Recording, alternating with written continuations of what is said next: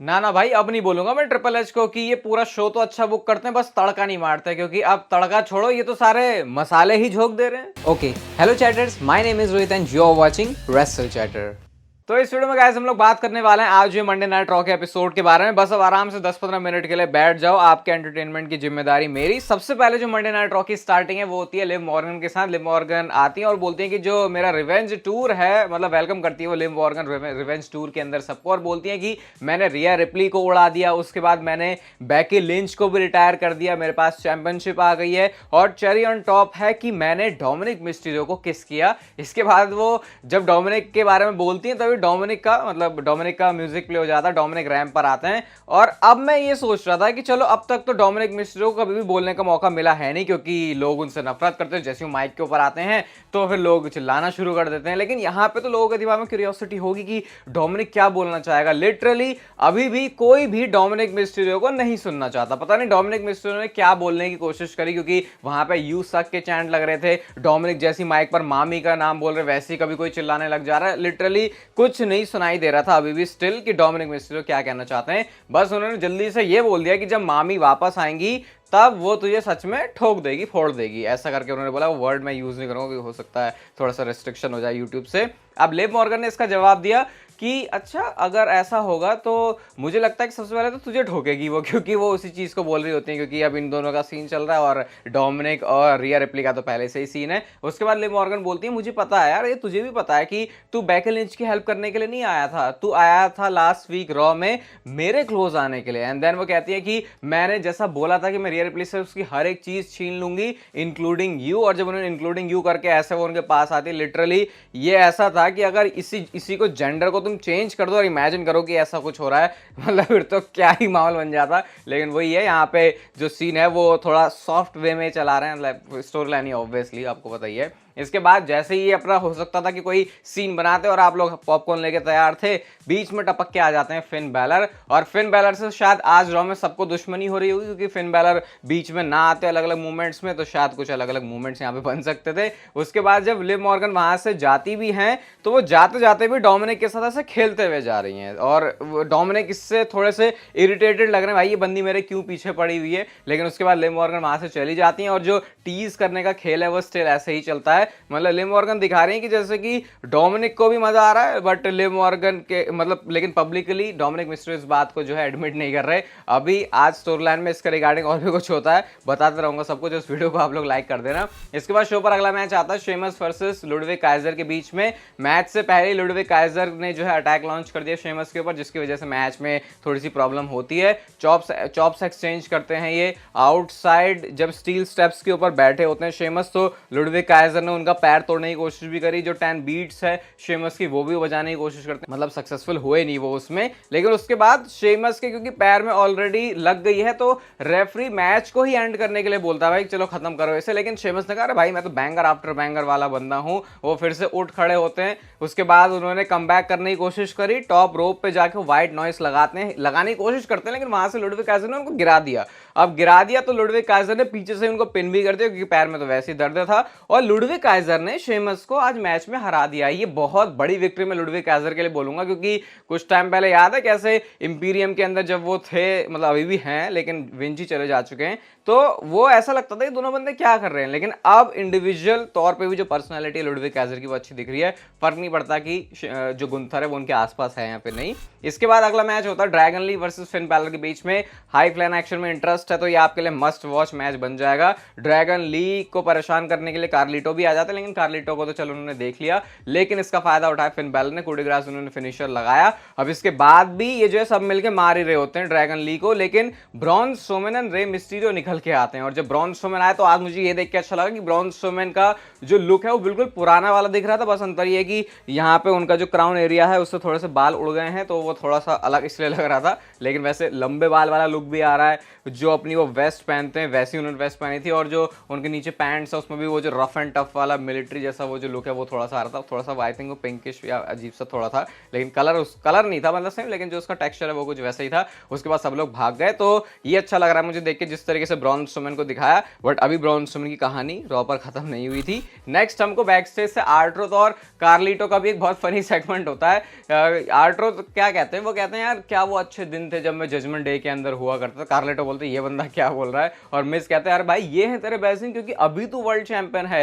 लेकिन आर्ट्रुथ को बात समझ में नहीं आ रही। तो ये जैसे छोटे छोटे चीज़ें हैं ना, जो कॉमेडी वाला एलिमेंट है वो स्पेशल बनता है मंडे नाइट रॉ में आर्ट्रुथ की वजह से, क्योंकि बाकी ऐसा करने वाले ज़्यादा लोग हैं नहीं समय WWE में। क्योंकि आर्ट्रुथ तो नेचुरली मुझे लगता है कि भाई कितनी अलग ही उनका जो कॉमेडी वाली टाइमिंग है वो कितनी अच्छी है। इसके बाद शो पर आते हैं सैमी ज़ेन, और सैमी ज़ेन रिंग में खड़े होते हैं, बोलते हैं मैंने चैंपियनशिप जीत ली है लेकिन मैं इसको ज़्यादा इंजॉय नहीं कर पाया हूँ चैट गेबल की वजह से। चैट गेबल, अब मैं तुझे क्लियरली बता देता हूँ, किसी दूसरे लोगों को घुसड़ने की इसमें ज़रूरत नहीं है। This is about you and me. और इसी वजह से वो बोलते हैं कि मैं तुझे अभी प्रपोज कर रहा हूँ भाई, आके चैंपियनशिप है मेरी, मैन टू मैन आ जा, इसको अभी एंड कर देते हैं यहीं पे। मतलब वो अपने, क्योंकि वो टाइटल होल्डर है तो इसलिए वो रखते हैं मौका कि भाई हाँ मैं बंदे को चैलेंज कर सकता हूँ या फिर उसको बुला सकता हूँ। अब अल्फा अकेडमी का थीम सॉन्ग प्ले होता है और चैट गेबल निकल के नहीं आए, मतलब अकीरा टोजावा आए, ओटिस आए और मैक्सिन आई। इसके बाद मैगजीन के हाथ में एक मैसेज था और वो मैसेज चैट गेबल की तरफ से डिलीवर करने के लिए आज वो लेके आई थी, क्योंकि वो बोलती है कि चैट गेबल के पास ना वो रिस्पेक्ट करता ना टाइम है तुझे देने के लिए। तो इसलिए वो जो पूरा स्क्रिप्ट उनको मिली है उसमें से वो पढ़ रही होती है। सैमी ज़ेन ने यहाँ से खुद ही बोल दिया भाई क्लैश एट द कैसल में इंटरकॉन्टिनेंटल चैंपियनशिप के लिए ठीक है हम मैच कर लेंगे। अब इसके बाद जो संदीप माहेश्वरी वाला मोड है उसको सैमी ज़ेन ने एक्टिवेट किया। वो कहते हैं चैट गेबल की तो बात हो गई लेकिन तुम तीनों से मैं बात करना चाहता हूं, क्या तुम्हारा अभी मन नहीं भरा इस चीज से?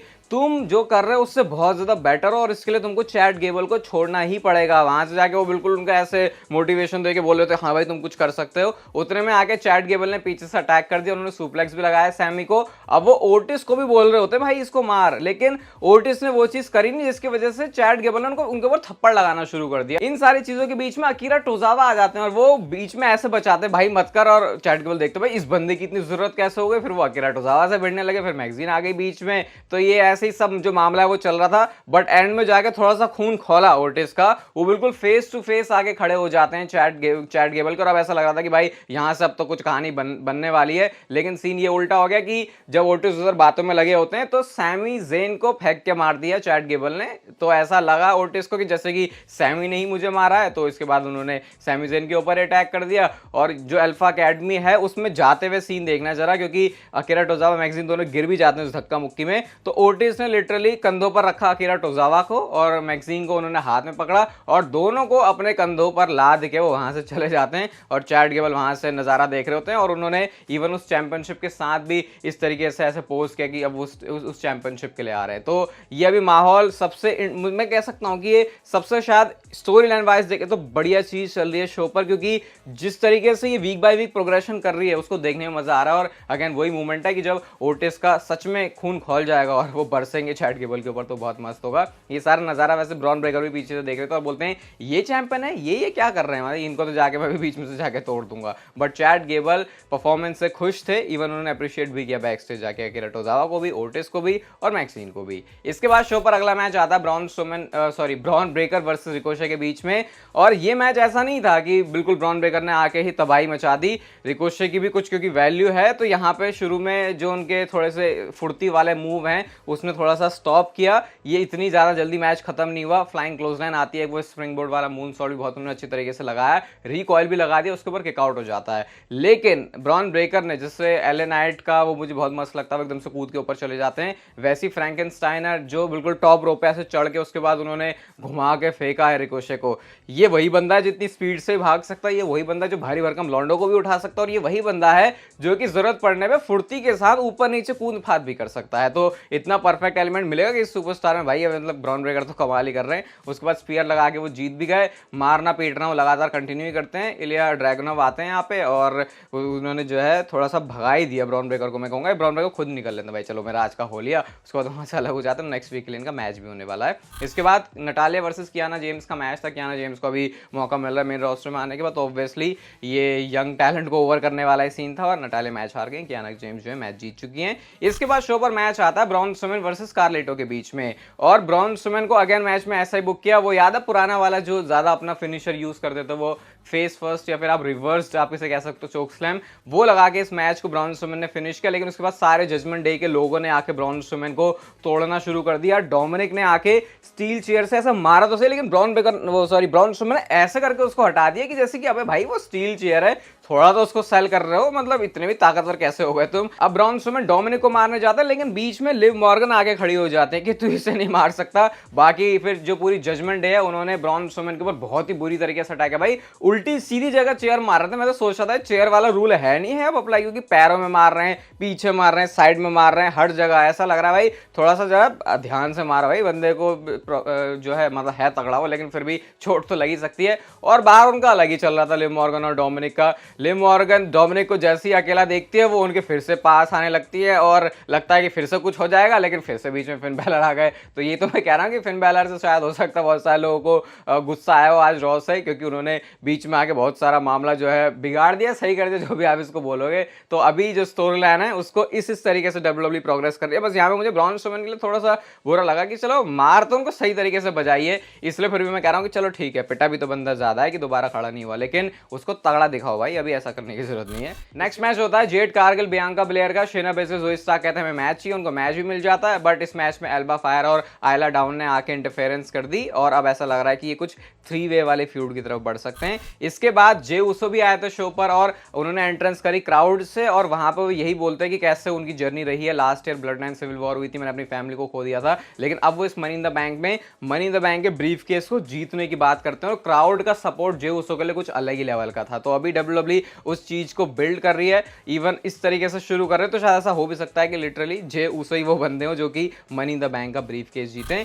ईओ स्काई ने जिस जैसे अटैक किया है आज लायरा वाल्किरिया के ऊपर, मुझे बिल्कुल जैसा पुनीत सुपरस्टार, किसी ने कमेंट भी किया था कि ईओ स्काई पुनीत सुपरस्टार है, सही में देख के ऐसा लगा, क्योंकि उनका तो दिमाग ऐसा लग रहा है पागल हो चुका है, कुछ भी उल्टी सीधी हरकतें कर रही है और मार रही है बहुत बुरी तरीके से। तो फिलहाल तो नेक्स्ट वीक के लिए इनका मैच ऑफिशियल हो गया। New Day versus Authors of Pain का मैच भी था, ये भी बहुत ईजी तरीके से डब्ल्यूडब्ल्यूई ने निपटा दिया। एक्सेवियर वर्सेस मैच में पेन हो गए और ऑथर्स ऑफ पेन जो है जो मैच जीत चुकी है। मेन इवेंट आता है Damien priest versus Rey Mysterio के बीच में मैच। ओके वाला ये मैच था।